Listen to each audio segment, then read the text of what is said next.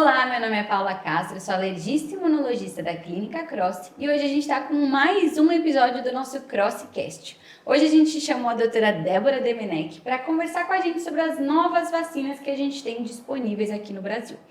Bem-vinda, Débora, muito bom te receber aqui. Acho que a gente tem muitas novidades para contar para os nossos pacientes, né, para os nossos ouvintes.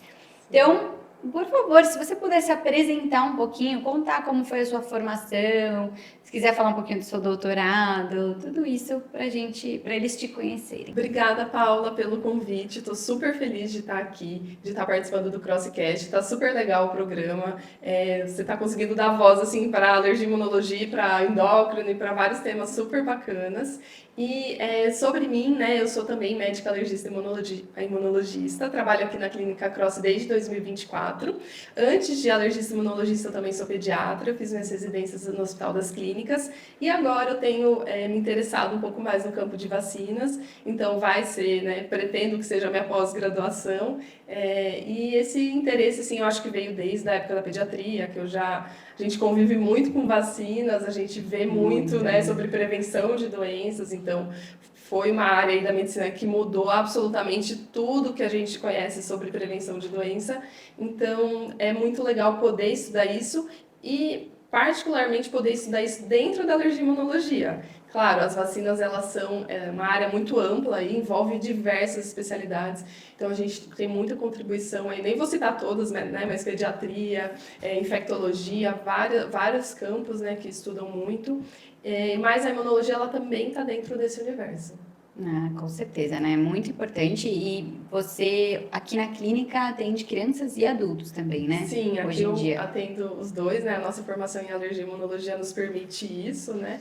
Então, meu treinamento foi para atender né, do zero ao quantos anos forem necessários, mas eu acho que também, né, tem essa relevância pelo tema, né? Então, pelo tema de vacina, então é uma coisa que a gente vê, e hoje em dia a gente vê também a importância de vacinar todas as faixas etárias. Então, acho que algo que era falado muito na pediatria, hoje em dia, acho que inclusive há pouco tempo, assim, né, tem dado essa relevância tão importante para vacinar as pessoas em todas as faixas etárias da vida. E como a nossa população está envelhecendo cada vez mais, então essa é a projeção que a gente tem para os próximos anos, aí de ter uma população com uma faixa etária maior, então é muito importante a gente pensar na prevenção também, né, nessas faixas. Com certeza, eu acho realmente é isso, tem crescido cada vez mais, né, essa área, e a imunologia está totalmente relacionada, né? Sim. Então, muito legal que você está fazendo nessa área, é super importante. Vamos começar com a vacina da dengue, né? Fala um pouquinho sobre a dengue, a doença, né? Que a gente tem tido bastante surto aqui no Brasil. E aí agora veio essa opção, né? Essa oportunidade da gente se vacinar. E quem sabe diminuir um pouco as taxas, né? Conta um pouquinho sobre isso. Então, a dengue é uma endemia aqui no Brasil, né? Então, é uma arbovirose, é uma doença transmitida pelo mosquito Aedes aegypti, né? Que carrega ali o vírus da dengue e pode infectar as pessoas. Eu não sei, você já teve dengue? Você já passou por essa experiência? Nunca tive, mas já ouvi falar que é horrível. Eu tenho uma experiência, assim, uma história pessoal até que eu queria contar, que eu sou do Paraná, sou de Maringá, e lá em 2011 a gente teve um surto, assim, que foi muito importante. Todo mundo que a gente conhecia pegou dengue. E na minha casa calhou de todas as pessoas da minha casa ficaram doentes ao mesmo tempo. Nossa. Então, assim, foi uma experiência extremamente marcante. E uma das imagens, assim, que acho que eu carrego comigo é a minha mãe, que é uma pessoa super forte, disposta, sempre fez muito exercício físico, ficou de cama, assim, por dias. Então, eu acho que eu sempre lembro dessa história para lembrar de como a prevenção é importante, né? Felizmente, né, todo mundo se recuperou, mas a gente sabe que também é uma doença que leva a sequelas importantes, pode levar a uma mortalidade muito importante, principalmente em crianças, né, abaixo de 5 anos e idosos. Então, as estratégias de prevenção estão chegando, né, novas estratégias. A gente tinha uma vacina Dengvaxia, né, que foi descontinuada e agora estão chegando novas vacinas, né? Ai, que bom. Há um mês, mais ou menos, né, a gente recebeu a notícia de que o Butantan teve, né, fez uma nova vacina para dengue, então é isso, né, acho que é uma novidade agora, Sim. mas a gente já tinha outra, né, Sim. vacina da dengue, que foi lançada, se não me engano, há 1 ou 2 anos atrás, né? 2023. 2023. Mais ou menos. E quais as diferenças entre elas, essas duas, assim? Uhum. As duas vacinas, elas são vacinas de vírus vivo, né, atenuado. Então, acho que a principal diferença é que a vacina anterior, são 2 doses, e ela já estava disponível no privado desde 2023 e depois foi incluída no PNI, no Programa Nacional de Imunização. E a do Butantan vai ser apenas com 1 dose. E eu acho super interessante, assim, porque as notícias surgem assim, uma nova vacina foi desenvolvida e vai ser aplicada. Mas as vacinas, elas são estudadas por muito tempo. Então, eu estava até dando uma olhada, né, para trazer uma informação bem acurada para vocês, mas a vacina do Butantan, ela passou por todas as fases dos ensaios clínicos. Então, ela teve a fase pré-clínica, ela teve a fase 1, que foi em 2011 aproximadamente. Depois, Nossa, faz tempo. Faz muito tempo. Depois ela foi a fase 2, fase 3 e agora, né, que depois os ensaios pós-implantação, que são a fase 4. Então, assim, para fazer um paralelo, assim, né, quando a gente pensa num desenvolvimento de vacina, a gente pensa tipo quando você vai construir uma casa. Você tem que fazer o rascunho, o projeto. Às vezes o primeiro projeto vai dar errado, o segundo vai dar certo. Você precisa construir a fundação. Então, né, todas essas fases, e isso demora bastante E tempo. precisa ter certeza que ela vai ser segura, né? Exato. A casa Como vai que a ser gente segura. vai saber isso? Como que a gente vai saber que a vacina, como ela vai se comportar? Então, são muitas coisas que têm que ser levadas em consideração. A faixa etária de quem vai receber, então a idade, o sexo, se tem algum problema de saúde, se não tem nenhum problema de saúde, quais vírus estão circulando, porque na verdade a dengue existem 4 sorotipos, né? Se essa vacina, né, tanto a vacina antiga quanto a do Butantan, elas vão proteger contra os 4 sorotipos, né? Então isso é bem importante. E quanto vai ser a proteção para cada sorotipo? Então, são muitos detalhes que são estudados.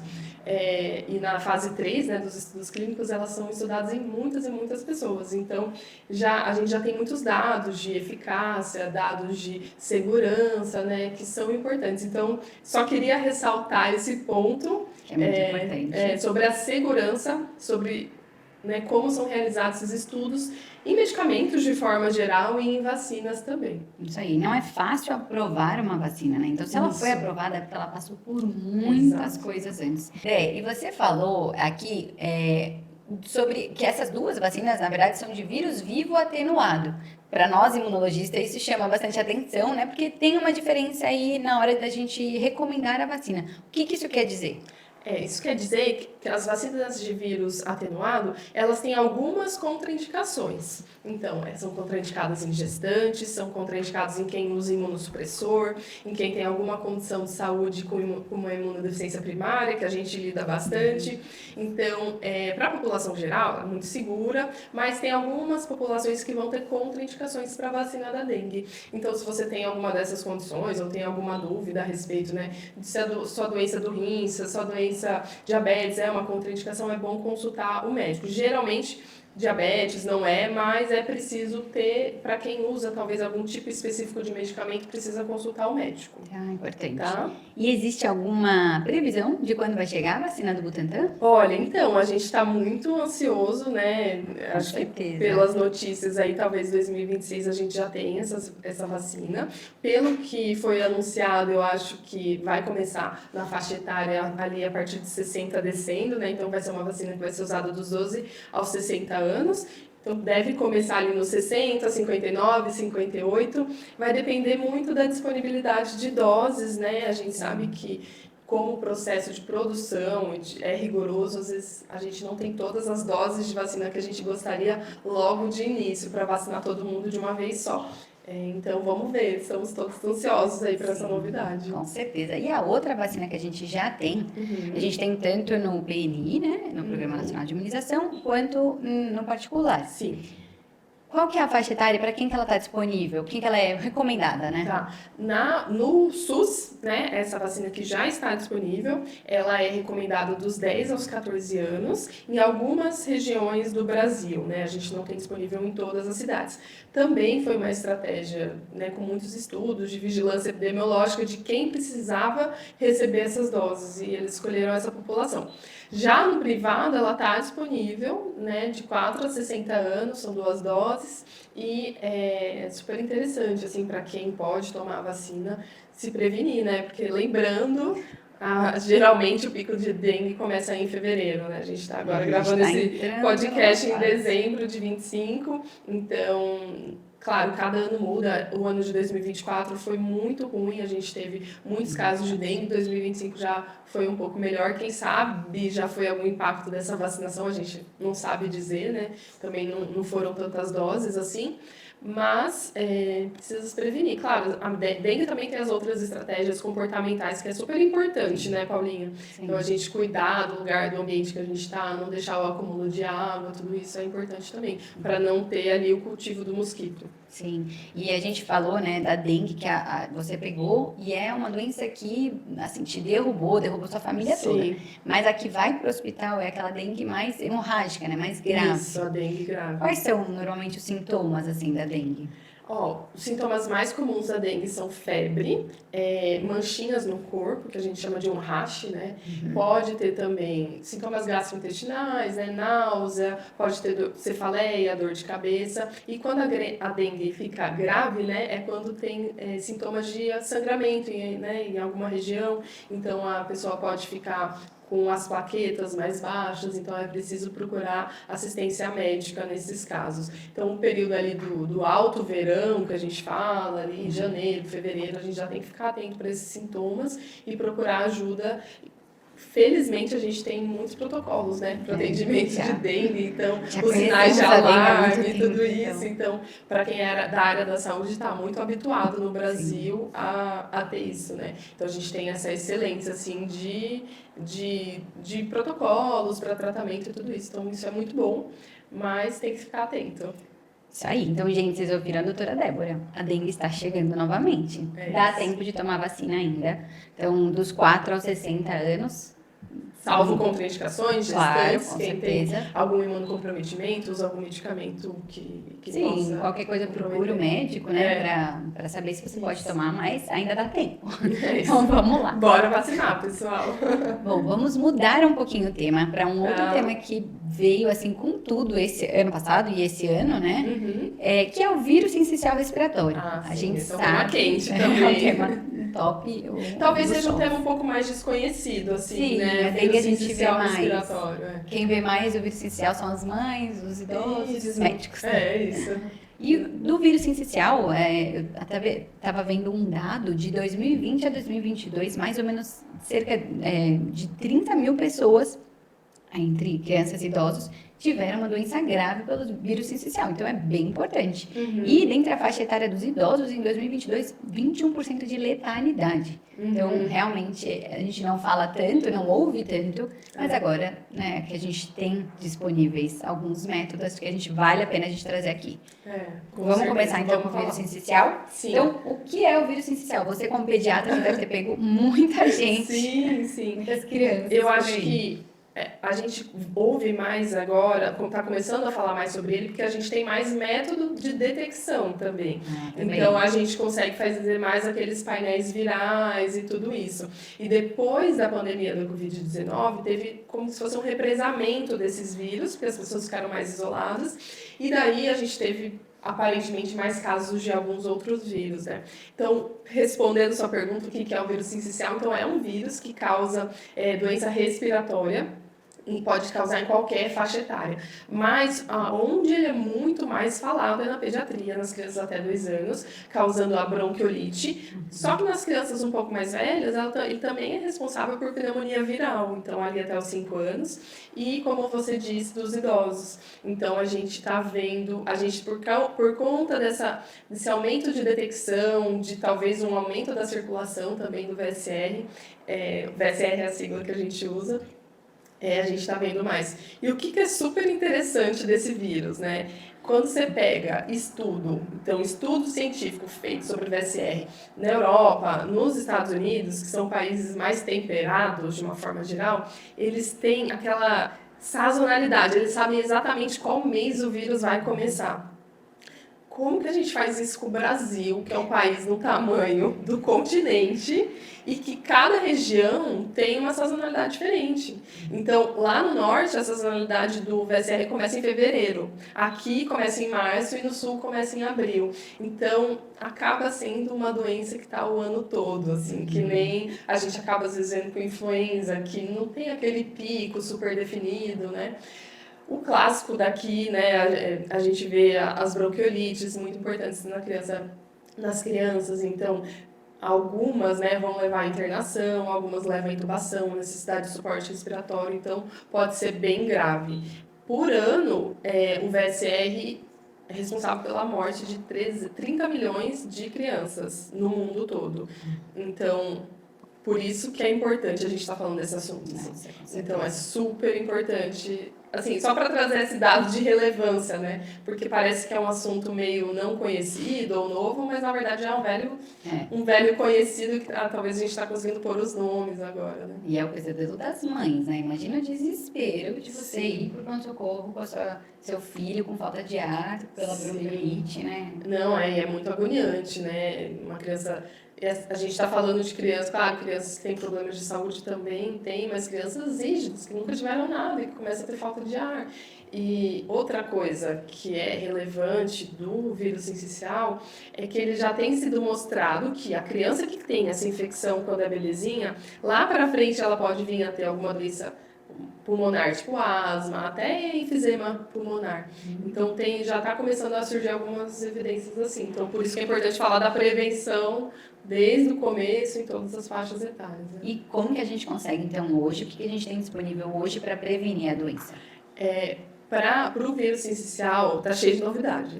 Então, a gente tinha o palivizumab, que já era uma estratégia. Não é uma vacina, né? Acho que é importante a gente falar sobre essa diferença. É uma imunização passiva. Então, é como se a criança já recebesse um anticorpo pronto. As células de imunidade dela não vão precisar trabalhar. Então, o palivizumab já era uma estratégia, mas era uma estratégia mais restrita, que precisa ser aplicada todo mês. É ótima, mas agora surgiu, né, um novo monoclonal que pode ser usado em crianças, né, desde os primeiros dias de vida, que se chama nirsevimab, e que o lado, assim, o benefício dele é que ele vai proteger por uma temporada longa. Então, assim, os estudos dele foram por 150 dias, por tempo mais prolongado. E já está vindo alguns dados de países que implementaram ele. Então, no Chile e na Espanha, ele já tem alguns dados de que até, às vezes, no segundo ano, né, porque a bronquiolite é uma preocupação no primeiro, muito grande, e no segundo também.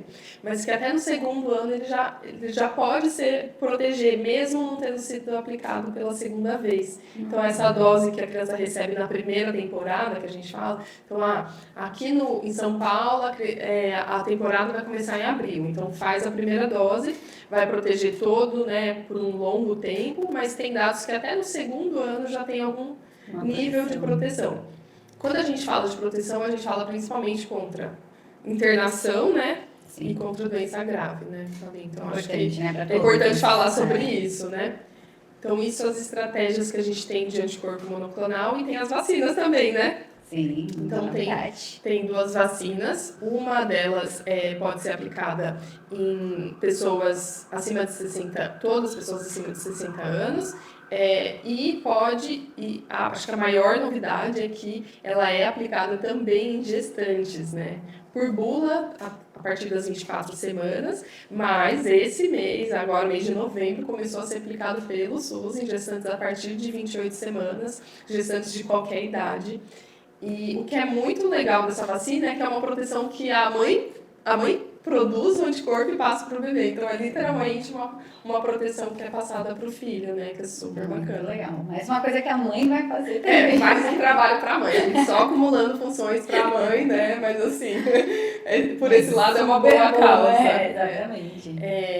E então a gente tem essa vacina, né, que vai ser usada para gestante, pode ser usada em idosos e também em pessoas imunocomprometidas a partir dos 18 anos. Então, essas indicações. E tem uma outra vacina, então a gente está falando da quarta estratégia aqui, que é uma outra vacina que é aplicada em pessoas acima dos 60, que também é uma vacina que foi vista, assim, uma proteção de até 3 anos do VSR, então em idosos. E o que o VSR causa em idosos? Acho que é importante a gente falar, né? Sim. Pneumonia viral, internação, exacerbação de asma, então para quem tem asma, né, às vezes outras comorbidades e uma idade mais avançada, vale muito a pena fazer, assim. Acho que as doenças pulmonares são a principal causa de morte, né, nessa faixa etária. Sim. Então... Para os idosos, né, para a população mais velha, ainda não está disponível pelo SUS, né, pelo PNI, mas tem no privado, né, quem tiver acesso, assim, é importante fazer. Muito legal. Você tem mais alguma coisa? Porque aí eu vou mudar o tema aqui. Tem mais alguma coisa para falar? Não, eu só queria, porque eu falei de tantos dados aqui, e a vacina de VSR para pessoas de mais idade é a partir dos 50 anos, não dos 60, tá? Então, só corrigindo essa informação. É que é tanta faixa etária diferente, tanta vacina. Não, a gente checa carteirinha, bula, site o tempo todo, mas é só para deixar registrado aqui. Isso aí. E agora a gente vai para uma vacina também que é muito importante. A gente já faz a vacina da pneumocócica há muito tempo no Brasil e tem ajudado demais na prevenção, né, das pneumonias bacterianas. Mas a gente teve novidades também nesses últimos anos, né? Sim. São 2 vacinas que surgiram e que ampliaram um pouco a proteção, né? Então, vamos lá.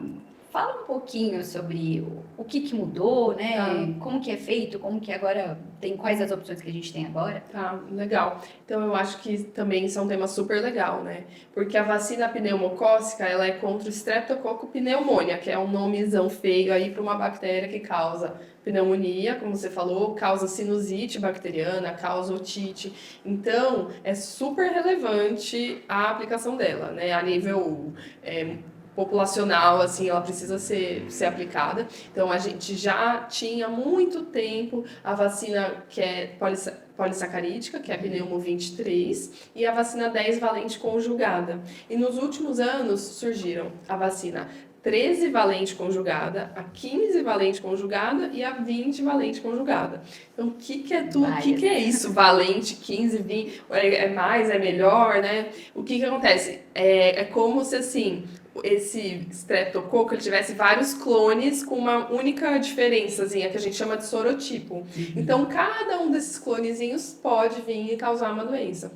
Então, as vacinas elas vão tentando aumentar um pouco a valência para cobrir mais sorotipos. Claro que nem sempre mais é melhor, às vezes isso pode reduzir alguma questão ali da resposta imunológica da vacina, mas a verdade é que as últimas, né, essas últimas 3, elas estão mais atualizadas para o perfil que a gente tem de infecções, tá? Então, eu acho que dessas aí a gente pode ressaltar isso, né, que elas estão mais atualizadas. E elas podem fazer parte do calendário da criança nos primeiros anos de vida, então aquele esquema primário que a gente fala, mais o reforço, mas o interessante tem um interesse também em pessoas com comorbidades, então com doenças pulmonares, com asma grave, que tem alguma imunossupressão também, e pessoas mais velhas, de mais idade. Novamente, super importante. Então já está no calendário, tem no SUS, a gente tem a vacina pneumo 23 para essa faixa etária, e no privado a gente tem essas outras opções. Aí, entre essas, qual escolher é muito, né, difícil a gente falar qual é melhor. Eu acho que é uma indicação muito pessoal, né? Depende de muitas variáveis, né? Sim. Mas eu acho que é importante a gente ter essas novas estratégias e lembrar, né, que quando a gente se vacina também, a gente também traz uma imunidade coletiva. Então, você se vacinando, quando você se vacina, a imunidade também está agindo para outras pessoas, diminuindo a transmissão. Então, a vacina do pneumococo ela é muito importante porque ela diminui a transmissão do pneumococo. Então uma pessoa pode se vacinar para proteger todo mundo? Então se todo mundo se vacinar uma vez, ninguém mais precisa, não é assim que funciona, né? Sim, A gente já teve muita discussão sobre a imunidade coletiva e não é assim que funciona. A vacina tem que estar rolando, tem que estar acontecendo para essa imunidade coletiva funcionar. E funcionar. E, enfim, eu acho que é um aspecto importante essa questão do pneumococo, é diminuir a transmissão. Então, quando você está se vacinando, você está vacinando por você e por outras pessoas também, tá? Importantíssimo, né? E vocês viram quantas doenças a doutora Débora falou que são causadas pelo pneumococo, né? Sim, então, otite, né? Otite em criança, gente. Otite, a gente pega bastante sinusite, né? Otite. E otite, assim, causa muito transtorno na vida da família. E às vezes consequências, né? Consequências graves. E a criança perde escola, fica muito mal, pode ter complicações. Então, é super importante essa vacinação aí também. Muito bom. Eu acho que a gente trouxe as principais vacinas aqui. Sim. E agora eu queria trazer um tema que a gente também tem visto bastante, que hoje, infelizmente, as nossas taxas de vacinação aqui no Brasil caíram demais, né, nos últimos anos. Então, a gente tem... As taxas estão diminuindo. E aí eu queria que você pudesse recomendar, assim, como que a gente procura, como que os pacientes, os ouvintes procuram informações, então, confiáveis sobre as vacinas, como que a gente conseguiria ajudar eles a acharem informações adequadas quanto às vacinas? Tá, isso aí é muito importante, Paulinha. Porque aqui acho que a gente vai falar um pouquinho de polêmica, né? Porque a gente está tendo muitas polêmicas em torno do assunto vacina e muitas informações, assim. Então, é muito importante a gente ter fontes confiáveis de informação. Então, a gente sempre, né, pede para referenciar ao médico, então, ao médico clínico, ao médico pediatra, ao médico que está acompanhando essa pessoa. A gente tem fontes hoje, né? Não dá para não citar as fontes que a gente tem na internet. Então, os sites, né, do Ministério da Saúde, o site do Programa Nacional de Imunização, o site da Sociedade Brasileira de Imunização, o site da ASBAI, que é a Sociedade de Alergia e Imunologia. Então, eu acho que é importante a gente sempre procurar fontes que sejam oficiais para ter essas recomendações. Sim. Então, falando um pouco mais sobre essas polêmicas, né? Na semana passada, a OMS divulgou uma nova nota mostrando, né, da segurança das vacinas em relação a eventos como autismo, que as vacinas não estão associadas a esse tipo de evento. Então, eu acho que é importante a gente reforçar isso de um ponto de vista que a gente também, né? Por exemplo, nós, médicos, a gente estuda, pessoas da área da saúde estudam muito e a gente tem que saber enxergar a qualidade dos estudos científicos que são publicados nessa área. Então, os estudos que são publicados com grande qualidade, eles mostram, né, a ausência de não existir essa associação. Eu estava ouvindo acho que foi uma entrevista do Dr. Drauzio Varela. Ele é demais, né? Ele é um ícone para todos. E ele nasceu no Brás na época da Segunda Guerra Mundial. E ele lembra, assim, das crianças, que ele fala das crianças que tinham que passar por aquelas várias mazelas, aquelas várias, como as doenças da infância, né? Então, sarampo, cachumba, poliomielite, às vezes levava a óbito ou levava sequela motora, a criança tinha que ficar, enfim, às vezes de cadeira de roda e tudo isso. Então, a gente precisa ter em mente do que a gente saiu, para o que a gente está hoje. Então, a gente esquece, né? O quanto essas descobertas em vacina, o quanto essas tecnologias ajudaram a nossa sociedade como ela é hoje, né? Então, acho que é legal relembrar esse aspecto. A fala dele, assim, me tocou muito, porque hoje em dia, tudo que uma mãe, tudo que uma família quer é que a criança não fique doente. Então, e é super relevante a vacina nesse contexto todo, né? E outra coisa que eu queria aproveitar para comentar, que a gente está falando disso, hoje, a intenção foi falar mais dessas novas vacinas, desmistificar um pouco, mas essas vacinas antigas, elas também são importantes. A gente está vivendo atualmente um surto mundial de sarampo, né? E principalmente com um foco, né, que está tendo agora nos Estados Unidos. Eles divulgaram essa semana que eles tiveram aquele Thanksgiving, que é um jantar que reúne muita gente, então muitas pessoas se encontraram e tem alguns focos assim no país de pessoas tendo que fazer quarentena por conta de sarampo, entendeu? Então, Poxa, uma doença que a gente já praticamente não via, né? sim, uma doença que era erradicada nos Estados Unidos, que o Brasil também tem um certificado de erradicação de casos que surgem aqui. Até então, a gente só tem casos que foram importados, então, casos que vieram de países que ainda têm sarampo, que trouxeram para cá.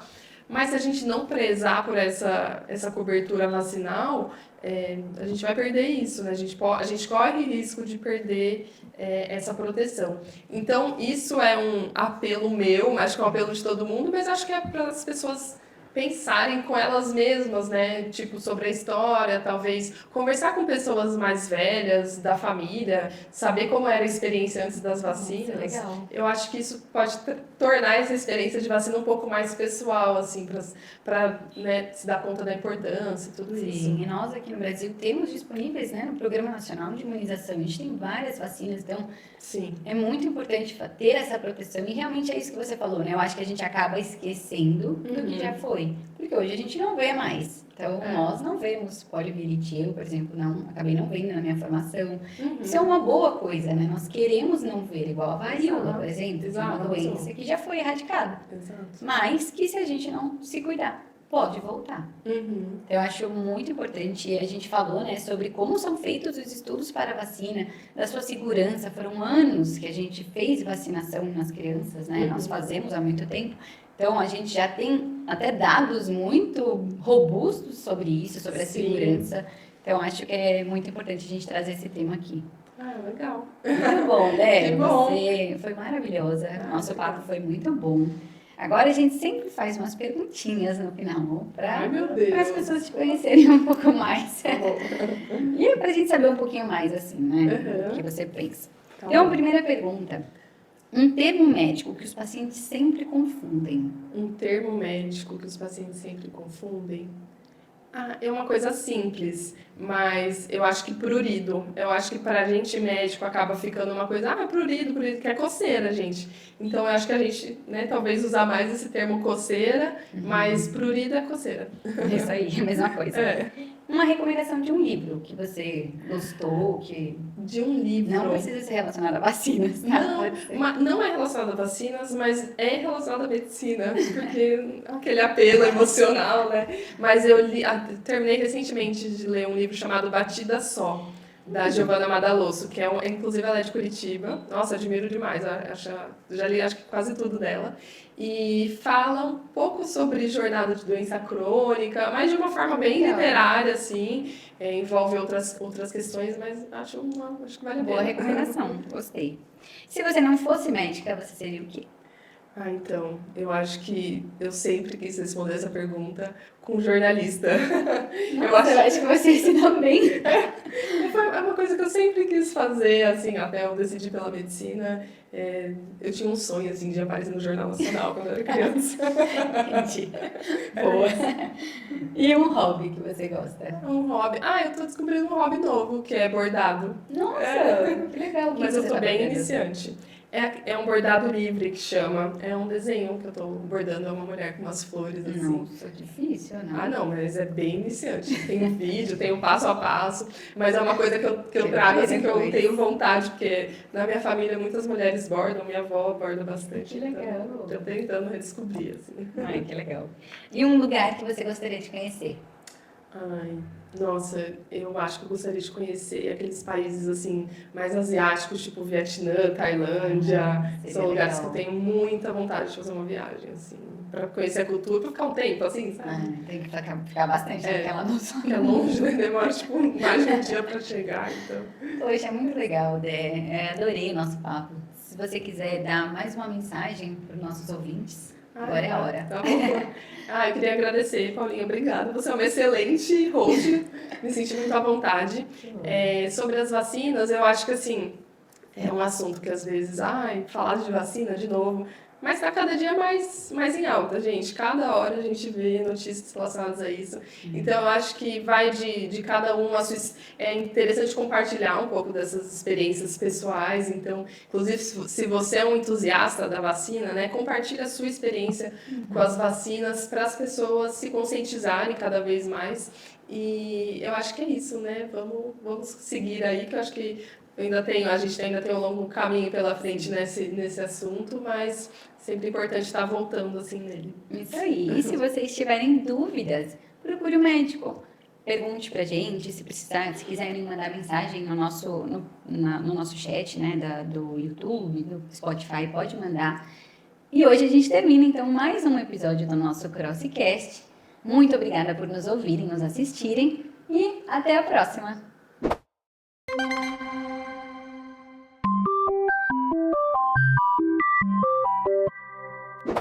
Esse podcast tem caráter exclusivamente educativo e informativo. O conteúdo não substitui a avaliação, diagnóstico ou tratamento médico. Em caso de dúvidas sobre sua saúde, procure sempre um profissional habilitado.